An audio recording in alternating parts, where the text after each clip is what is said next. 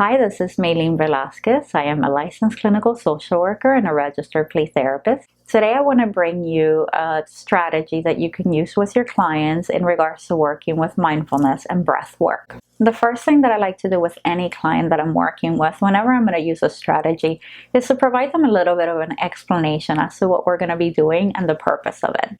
I find that depending on the age of the client, sometimes it's really helpful to know what is the purpose of what we're doing and what is it that we're aiming to work on. I call the strategy breathing and mindfulness. And so it's a simple strategy that you can use with your clients as they're thinking about calming and regulating and what is it that they need to do in order to feel grounded. One of the reasons that I like focus on breath work is that one, I feel like the breath is something that we don't really pay a lot of attention to, even though we talk a lot about mindfulness and how we need to be aware of our breath. It's something that we often do, and that sometimes we talk so much about the breath that it sort of becomes cliche, and that clients and us forget to do the things that we need to do in order to calm. With the strategy, you're going to have the client draw a line on a paper to represent the breath. What you have them do when they come into the session is that you have them take 3 breaths. And you don't give instructions as to taking deep, intentional breaths with a long and pause exhale. What you're going to have them do is that you're going to have them take 3 breaths as they normally do. And then you're going to ask them to draw a line that represents the breath.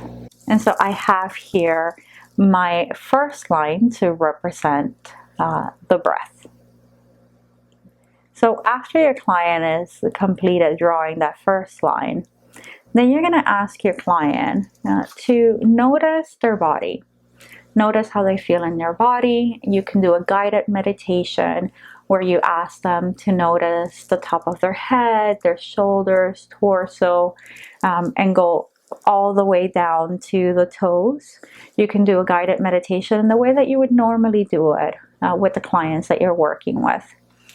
At the end of that guided noticing of the body, you can have the client take 3 breaths and to plot down how those breaths are represented with a line.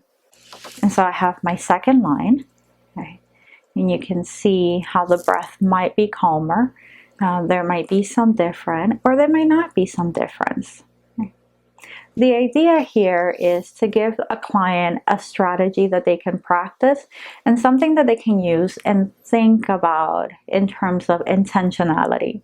I find that when we're intentional about self-care, when we're intentional about mindfulness, then we really do experience a lot of benefit in our well-being.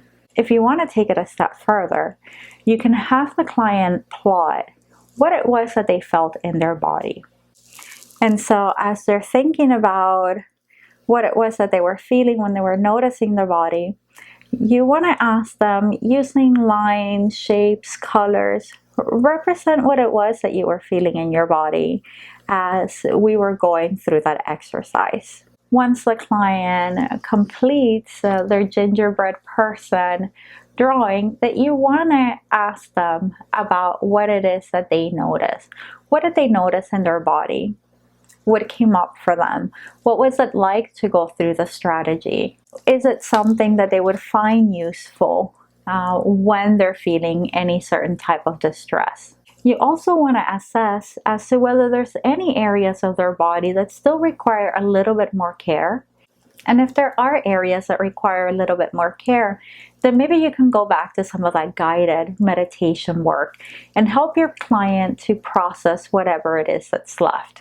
A really cool question that I like to ask clients is, if that part of your body can speak, what would it say? What would it communicate? What does it need? What makes it happy? And so with some of my clients that experience a lot of anxiety, I find this strategy helpful to be conducted at the beginning and sometimes at the end of session. And sometimes it serves as an assessment. So we can do it at the beginning of treatment and maybe try one every other week to see if there's any shifts in what's coming up for the client.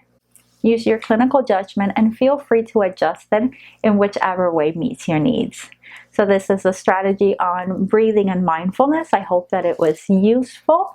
Thank you so much. And until next time, bye. Thank you.